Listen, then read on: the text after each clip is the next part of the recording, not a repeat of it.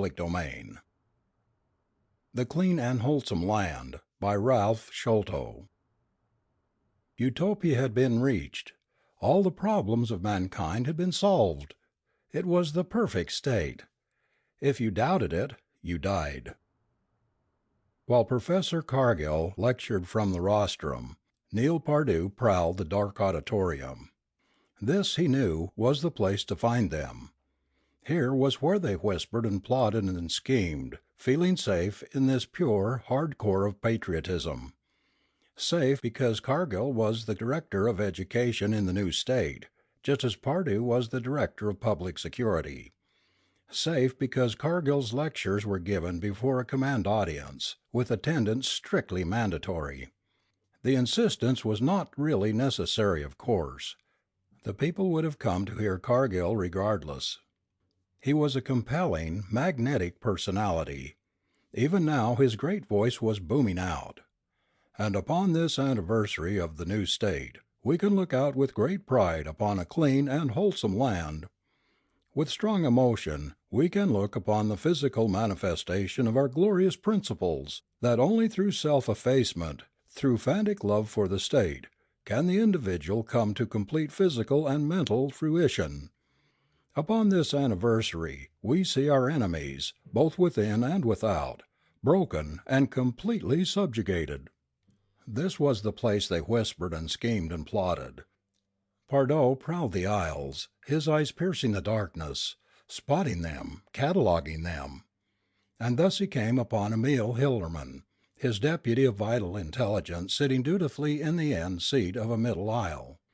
Hillerman's thick lips hung lax, his eyes squinted laboriously as he sought to follow the thread of Cargill's lecture.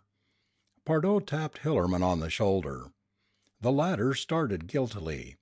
He whirled and sought to identify Pardue in the semi-darkness. Pardue said, "Please step outside with me. I have some questions." There was fear in Hillerman's bearing as he got clumsily to his feet and followed Pardue. But none of Cargill's speech was missed. A battery of loudspeakers carried it even into the foyer, where Pardue stopped and turned on Hillerman. He regarded the man through cold, calculating eyes. He seemed to be both enjoying Hillerman's discomfort and also listening to Cargill's booming words. These pale weaklings, these traitors with twitching muscles and twitching minds, who skulked in dark places, have been finally and decisively defeated, even their vaunted leader. "What have you been doing?" Pardue asked, relative to Carl Lenster. The frightened Hillerman licked his fat lower lip as he sought for words. Everything possible. But Lenster is clever. You know that. You know that yourself." Pardue's eyes bored into those of the intelligence director. They were noted for their icy penetration, but upon this night they were like steel knives. It was as though he surveyed Hillerman from behind the bulwark of some new and hostile information.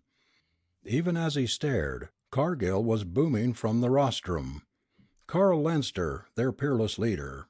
And Cargill's voice crackled with the inflection of pure contempt. A degenerate, a dope addict, whose greatness lay only in the realms of his sensual dreams. A weak, pitiful figure bereft of followers, cringing alone in. When Pardue spoke, his voice held a new sharpness to complement the new ice in his eyes. He said, "In half an hour I'm attending a meeting of the council. They will want a report. What about Lenster?" Hillerman looked quickly to right and left, then back at his chief. He hesitated as though fearing the consequences of what he was about to reveal. "You know of the Wyckoff chemical transformation process." "Certainly I know of it." Pardue blazed. "What about it?" I.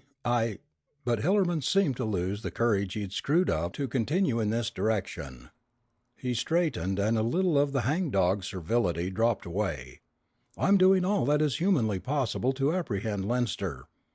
All that any man could do. The secret jails are full.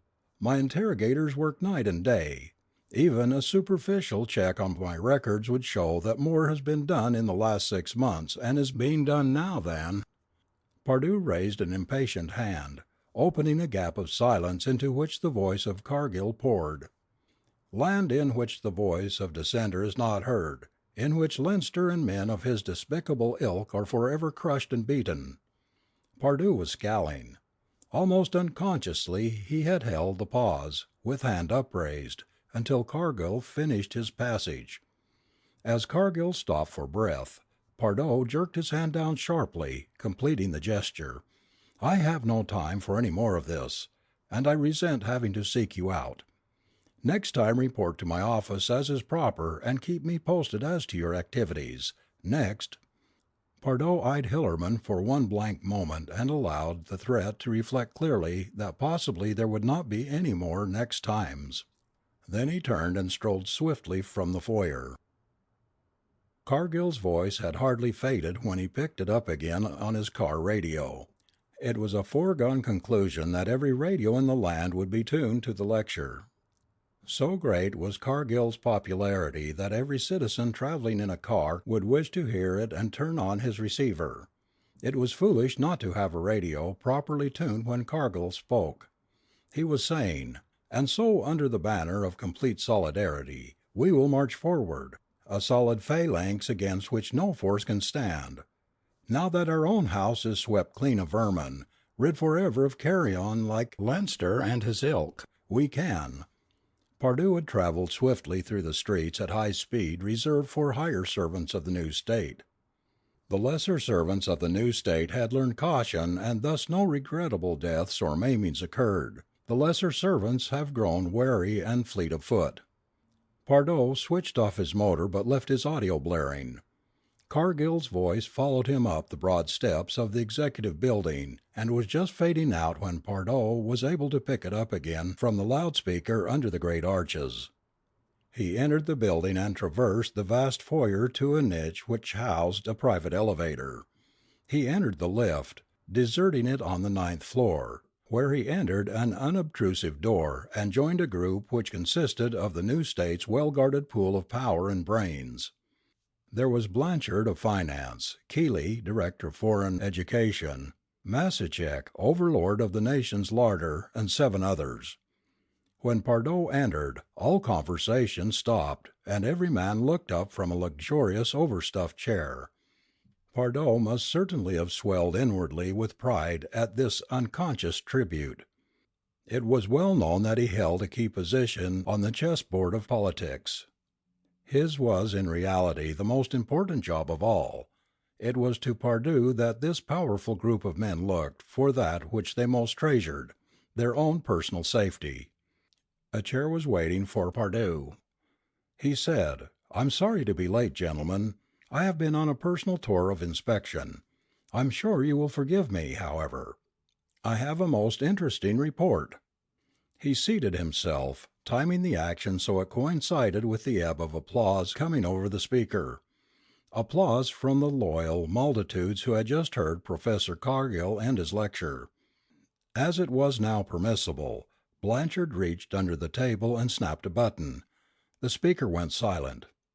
"An interesting report?" Keeley asked. "Amazingly so," Pardoe said.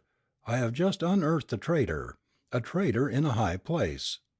Every man in the group strove not to react, and this striving was in itself a reaction. "Most interesting," Blanchard murmured. "Are you ready to name names?" "That is my intention, but in order to forestall a great many questions, let me give you a complete background. Lederman, ambassador without portfolio, and very close to the man of almost sacred name who never attended these meetings, felt strong enough to evince impatience. "The name, man. First name, then the details." Pardue smiled coldly. "Very well. The name is Carl Leinster." Lederman sprang from his chair, his face bordering on purple. "Is this a joke, Pardoe? We all know Leinster is the arch traitor of our times, the leader of the resistance movement. Talk sense." Pardoe, not in the least disconcerted, smiled coldly. "I'm sorry. Perhaps I should have said Emil Hillerman, my deputy, of Vital Intelligence, the man who holds immeasurable power in his 2 hands." Blanchard was not given to outbursts, but his lips were grim as he said, "We're waiting for you to talk sense, Pardoe."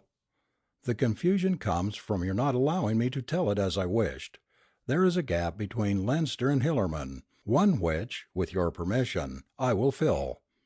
"Talk, man, talk." "You have all heard of Formula 652, known also as the Wyckoff chemical transformation process." There were expressions of both understanding and bewilderment. Noting these, Pardoe said, "For those of you who haven't made a point of looking into the thing, I'll explain. Wyckoff, in case you don't recall, was a chemical engineer of more than average ability who stumbled onto this formula before he died, most regretfully, 4 years ago, in 1984. Lederman continued to scowl. "We all know each other, Pardoe. Call a spade a spade. Wyckoff was a reactionary scoundrel whom you did away with for reasons of security." "Precisely," Pardoe said.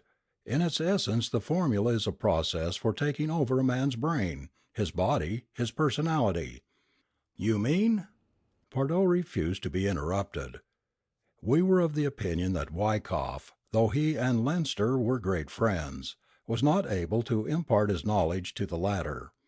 We took him into custody shortly after he perfected the formula, and were fortunate in persuading him to give it to us." "But he gave it to Leinster also?"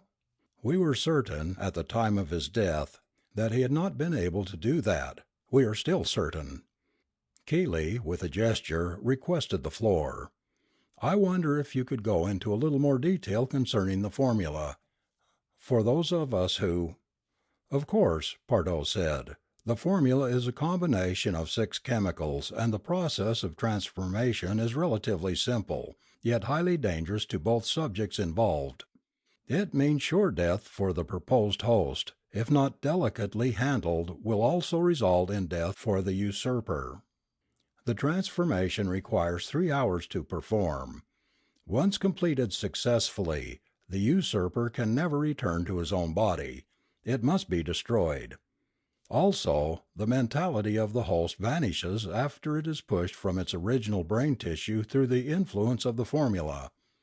"Then if Wyckoff didn't give the formula to Leinster, it was stolen from our vaults, or wherever it was kept?" "Exactly. Certain investigations I have made prove beyond doubt that Leinster got to my deputy, Hillerman. I never considered Hillerman very bright, but I thought him to be honest and loyal. Beyond all doubt, with his aid, Leinster stole the formula, possibly got it verbally, and used it to take Hillerman's body from him." Pardoe smiled grimly. "Therefore, gentlemen, we have a traitor in a high place, my deputy of vital intelligence." Pardoe sat silent now, seeming to enjoy the fear he had engendered in his colleagues. Sat silent until Lederman said, "You've arrested him, of course." "No, I have not." "Then get at it, man, get at it." "I have no intention of arresting Hillerman." Lederman's eyes widened as did those of the rest of the company. But Blanchard, even under the impact of such a bombshell, had the presence of mind to glance at his watch. Immediately he snapped on the loudspeaker. The voice of Professor Cargill blared forth. "And upon this anniversary of the new state, we can look with pride upon a clean and wholesome land." It was the rebroadcast from recordings of Cargill's speech, and no man in his right mind would have refrained from tuning it in because everyone wanted to hear it at least twice. Lederman, almost apoplectic, ignored the speech. "Not arresting him? Are you mad?" "I am quite sane, and the situation is well in hand." Pardoe grinned, and there was wickedness in the grin. Wickedness and intelligence. "As I said before, Hillerman was not a smart man. His job was too much for him, and I would have been faced soon with the necessity of replacing him regardless. Leinster, on the other hand, is of grade A intellect. But, gentlemen, he is frightened, badly frightened in his new environment, and in order to ensure his own safety, is doing an excellent job. Ever since the transformation, that department has gained in efficiency until it now ranks as one of the highest in our entire government." Slowly, Pardoe's strategy dawned on the group. Blanchard suddenly smiled. Then Pardoe scowled and went on with a new and sudden ferocity. "I have the proof, and I have Leinster Hillerman under my palm. So he stays, continues to do a good job for us. But he'll be watched, gentlemen. He won't be able to go to the bathroom without being under surveillance. We will learn a great deal from him, all we need to know." "Then you'll arrest him?" the boss of the state larder wanted to know. Pardoe came to his feet, his fist slammed down on the table. "I shall not arrest him, ever. When the time comes I shall personally shoot him down in the street, like a dog. There will come a day, gentlemen, when you will witness this act of vengeance, when I shall make such an example of Leinster Hillerman as the resistance will not forget, a moral crumbling example, I promise you, in which Leinster and his ilk are forever crushed and beaten," the speaker said. Blanchard took the floor. "Gentlemen, I move to vote thanks and confidence for our colleague, Neil Pardoe." The director of public security stood at attention and essayed a sharp, military bow. It was a moment of rare triumph. "Thank you, gentlemen," he said. An hour later, Leinster Pardoe was alone in his apartments. He stripped off his uniform with an air of grim satisfaction. While he undressed, he thought of the martyrs to the cause, the men who had died. He thought of Wyckoff, and wished Wyckoff could have had the pleasure of knowing who had usurped the body of Neil Pardoe, Pardoe the butcher, the infamous Pardoe. From the speaker came the third and final rebroadcast of Cargill's speech.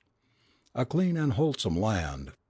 A clean and wholesome land," Leinster murmured, and the tone of his voice was a prayer. Section 3